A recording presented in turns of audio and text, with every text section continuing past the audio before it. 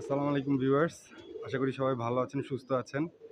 অনেকেই ভাবতেছেন এই ছেলেটার কি হলো, ছেলেটা কয়েকদিন ধরে খুব কবুতরের হাটে হাটে গেল, কিছু কবুতর দেখাইলো, আমাদের হাই ফ্লাইয়ের কবুতরগুলা দেখাইলো, রেসের কবুতর দেখাইলো, সাকিব ভাইয়ের বাসায় যে অনেকগুলা পাল্লা করার কবুতর দেখাইলো, তার নিজের লফটের কিছু কবুতরও দেখাইলো। বাট এখন হইলো গিয়ে হঠাৎ করে ছেলেটারে কয়েকদিন ধরে 5-4 দিন কম কম পাওয়া যাচ্ছে। ব্যাপারটা অনেকের কাছে একটু কনফিউজিং লাগতে পারে। তো যে কারণে আজকের ভিডিওটা আমি আসলে গত 5-7 দিন ধরে, আজকে হলো কি সোমবার, না আজকে মঙ্গলবার, গত সপ্তাহের মঙ্গলবার আমি একটা ভিডিও করছিলাম নারায়ণগঞ্জের ফতুল্লা কবুতর হাটে। তারপরে আর ওভাবে করে ভিডিও করতে পারি নাই আসলে, বিভিন্ন কারণে। তো সেই কারণগুলোই আপনাদের সাথে শেয়ার করার জন্য আজকের ভিডিওটা। শর্টকাটে একটু বলি যে কি হয়েছে আসলে। তো ব্যাপারটা হয়েছে যে হাটে ভিডিও করতে গেলে কম বেশি কিছুটা পকেট মানির এক্সট্রা খরচ পড়ে যায় আর কি, যেটা দরকার পড়ে, এটা স্বাভাবিক। সবারই কিছু খরচপাতি আছে। তো আমার পকেটের অবস্থা খুব একটা ভালো ছিল না, যে কারণে হাটগুলো অ্যাটেন্ড করা হয় নাই। আর আহ, আমাদের চ্যানেলটা একেবারেই গ্রোয়িং স্টেজে আছে, এখনও ওভাবে করে গ্রো করে নাই। সো চ্যানেল থেকেও আমাদের কোনো ইনকাম নাই ওভাবে করে। তো দ্যাটস ওয়াই আমার হইলো গিয়ে অল্টারনেটিভ কিছু চিন্তা করা লাগছে। তা আমি জব টব কিছু করি না, পড়ালেখা শেষ করে রাখছি, কিন্তু জব করা হচ্ছে না, আর কোনো বিজনেস টিজনেসও নাই। ইউজুয়ালি আমি রাইড শেয়ার করি আর কবুতর পালি। তো এই জিনিসটাকে ট্যাকেল করার জন্য আমি ঠিক করছি যে কয়েকদিন, বেসিক্যালি আমি 1 সপ্তাহের মতো প্ল্যান করছি যে 1 সপ্তাহ আমি ইনশাল্লাহ রাইড শেয়ার করবো। রাইড শেয়ার করে 1 সপ্তাহ পরে আমার কাছে বেশ কিছু টাকা পয়সা হবে ইনশাল্লাহ।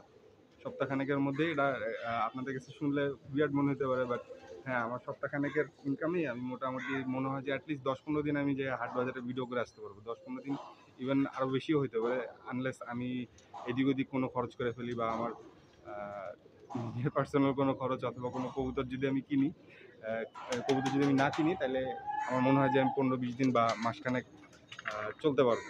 1 সপ্তাহ যদি আমি রেগুলার রাইড শেয়ারগুলো করতে পারি তাহলে। যেমন আমি গত পরশুদিন এবং আজকে এই 3 দিনই রাইড শেয়ার করছি। তো আলহামদুলিল্লাহ, গতকালকে পাইছি 980 টাকা।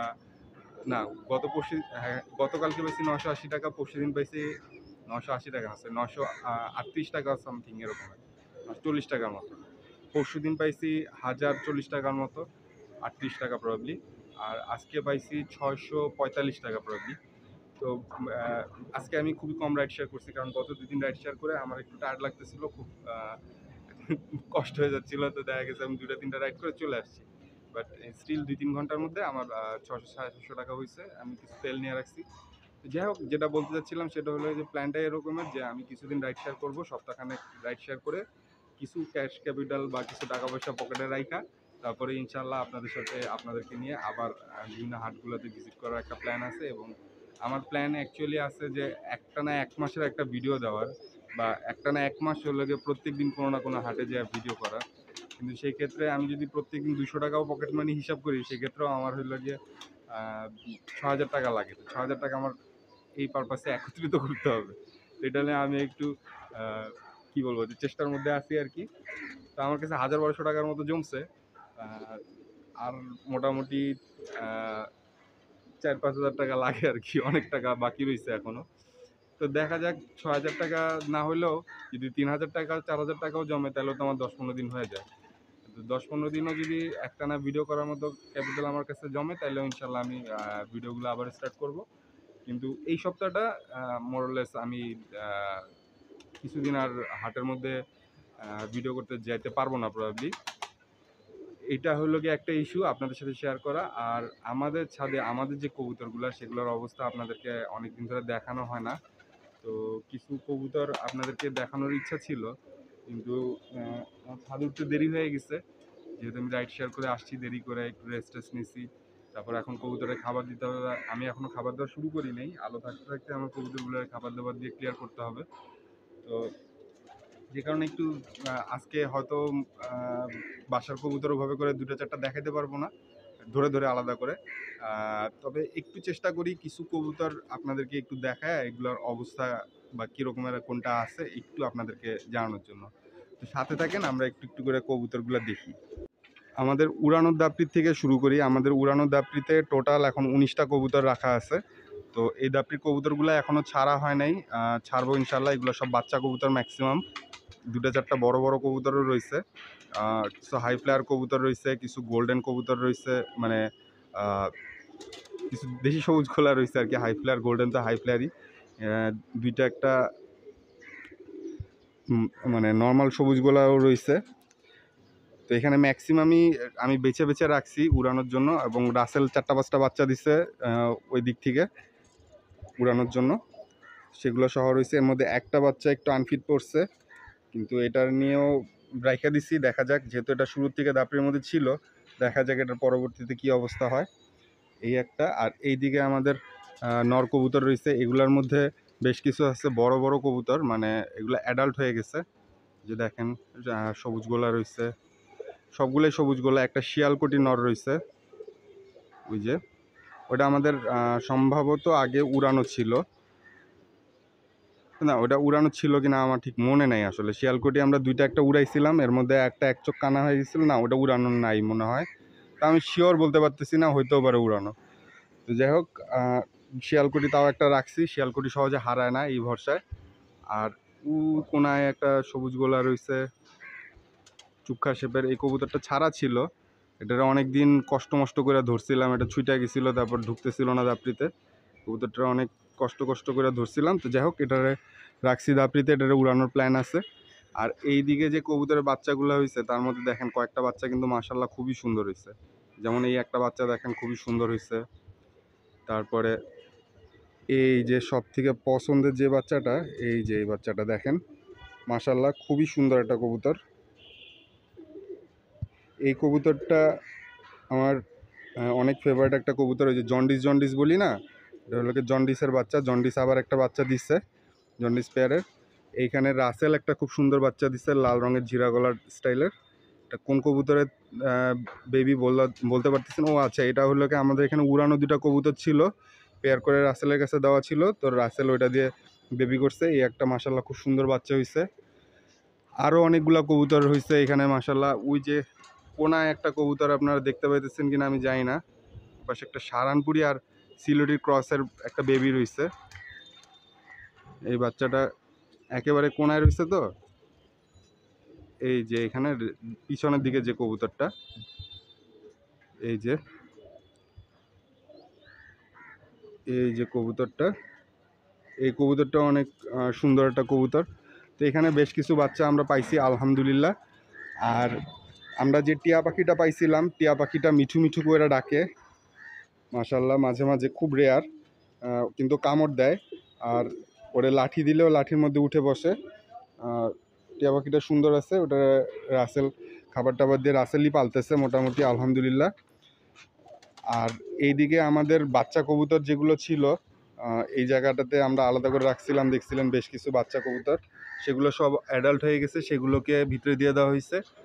আর এই বাচ্চা কবুতরগুলোর সাথে ওই কোনায় একটা কবুতর রয়েছে, নর কবুতর ঝিমাইতেছে একদম, ওইটা অসুস্থ হয়ে গেছে। ওইটা শুধু পানি খাইতেছে, খাবার খাইতেছে না। ওরা আমি খাবার খাওয়াও দিতেছি না, ওর কোনো একটা ডিফেক্ট হয়েছে। ওটা আমার খুব পছন্দের একটা কবুতর ছিল, হেলিকপ্টার ব্রিডের একটা নর বাচ্চা। তো ওটারে আমার ইচ্ছা ছিল খুব উড়ানোর। ওটা সাথে একটা আছে আমাদের এই দাপড়িতে উড়ানোর, এই আরেকটা দাপড়িতে, মানে উড়ানোর দাপড়িতে। আর এইখানে যে বাচ্চা এইখানে যে কবুতরগুলো ছিল অসুস্থ, সেগুলো ছুটে গেছিলো, 3টা ছিল। আর মুসালদামটা এটা ছিল রাসেলের ওখানে। প্রথমে এটা ছিল ব্রিডিং লফটে, এটা বাঞ্জা ছিল, এটার মাদিটা ছুটে যায়, পরে এটারে হলো গিয়ে রাসেল নিয়ে নেয়। তারপরে এইদিকে এখন আবার এটা নিয়ে আসা হয়েছে, কারণ এটার একটা পায়ে ডিফেক্ট হয়ে গেছে। তো এই দিকের এই অবস্থা। আর আমাদের যে ব্রিডিং লফটে দিব্যার যে মেইন ব্রিডিং লফট, এই ব্রিডিং লফটে এখন তেমন একটা যে খুব বাচ্চা কাচ্চা আছে তা না, তবে অল্প কিছু বাচ্চা কাচ্চা আছে আর কি। আর এই দিকটাতে কবুতরের অবস্থা মোটামুটি আর কি। তো এইখানের সুন্দর বাচ্চা বলতে, এই যে এখানে একটা মেইন গোল্ডেনের বাচ্চা হয়েছে মাশাল্লাহ, গোল্ডেনগুলো খুবই ভালো রেজাল্ট করে। আর এইদিকে মেইন গোল্ডেনের সাথে অন্য একটা গোল্ডেন ক্রস দিয়ে একটা বাচ্চা হয়েছে, ওটা মাদিটা মারা গেছে।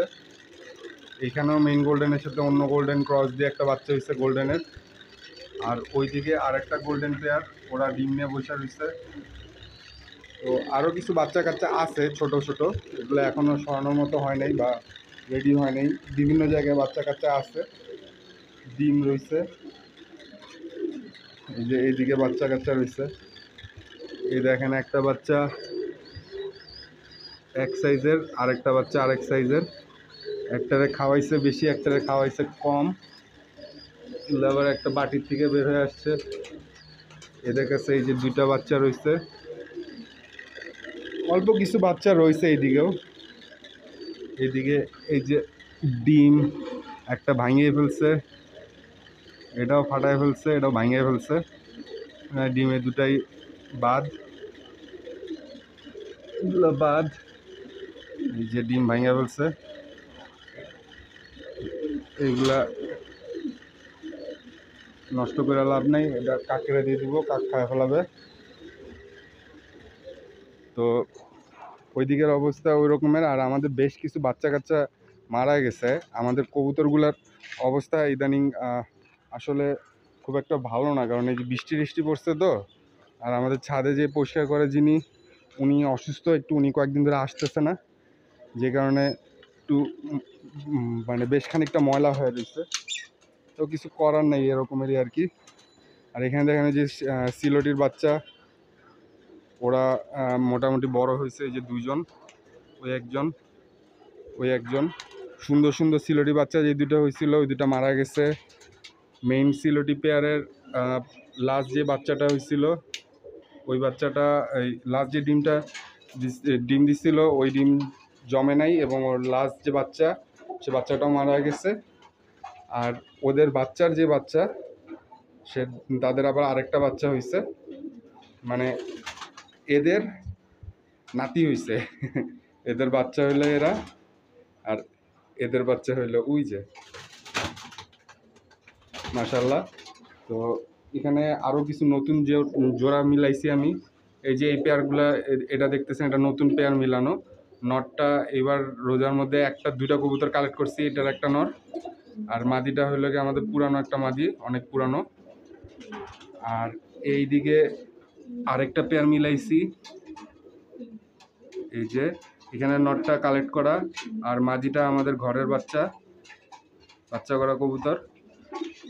আর আরেকটা পেয়ার মিলাইছি, আরেকটা পেয়ার কই মিলাইলাম, আরেকটা পেয়ার মিলাইছি তো, আরেকটা পেয়ার ও মনে পড়ছে, আরেকটা পেয়ার এই যে এখানে।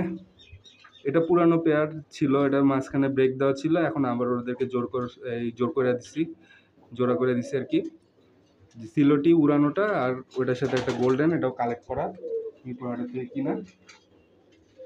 তো এই তো কবুতরের অবস্থা এরকমেরই মোটামুটি। আমাদের কবুতরগুলো সব মিলে ভালো আছে আলহামদুলিল্লাহ। তো আপনারা সবাই আমাদের কবুতরগুলোর জন্য দোয়া করবেন, সবাই সুস্থ থাকবেন, ভালো থাকবেন, এটা আশা করি। আর আরেকটা জিনিস একটু খেয়াল করে দেখেন, আমি পুরা ঘাইমা, এই যে দেখেন 2 মিনিট আমি জাস্ট হলো গিয়ে আপনাদেরকে কয়েকটা কবুতর দেখাইলাম, ঘাইমা আমার অবস্থা শেষ। আমার অবস্থা এরকমের, কবুতরগুলাও কিন্তু কষ্ট পাইতে আছে। এবং আপনাদেরও এই গরমের মধ্যে একটু কেয়ারফুলি থাকা উচিত, মানে সিজনটা খুব ডিফিকাল্ট কবুতর পশু পাখির জন্য এবং আমাদের জন্য। আমাদের অনেকেই অসুস্থ হয়েছে, এর মধ্যে আমাদের কালু আঙ্কেল, উনিও মাঝখানে খুব অসুস্থ ছিল, ইভেন এখনও উনি ছাদে উঠে না। কালু আঙ্কেলের ছেলে রাসেল, উনি হইলো গিয়া কবুতরগুলো টেক কেয়ার করতেছে মোরলেস। তারপর আমাদের কবুতরের ঘরগুলো যে পরিষ্কার করে, উনিও অসুস্থ হয়েছে, উনিও আসতেছে না কয়েকদিন ধরে। তো আপনারা সবাই নিজেদেরও যত্ন নেবেন, এবং একটু মনে করে আমাদের জন্য ওই একটু দোয়া করে দিবেন আর কি, ঠিক আছে? ইনশাআল্লাহ যাতে আমরা সুস্থ থাকি সবাই, আল্লাহ যাতে আমাদেরকে মাফ করে, আমরা যাতে ভালো থাকতে পারি, এটার জন্য একটু দোয়া করে দিবেন। আর নিজেরা একটু ভালো থাকবেন, নিজেদের একটু যত্ন নেবেন। আর আল্লাহর কাছে দোয়া করি আপনারা সবাই ভালো থাকেন, সুস্থ থাকেন। আল্লাহ আমাদের সবাইকে মাফ করে দেখ, ভালো রাখুক। তো ভিডিওটা এখানেই শেষ করতেছি। ওই তো সবাই ভালো থাকবেন, আল্লাহর কাছে এই দোয়া করি। আসসালামু আলাইকুম।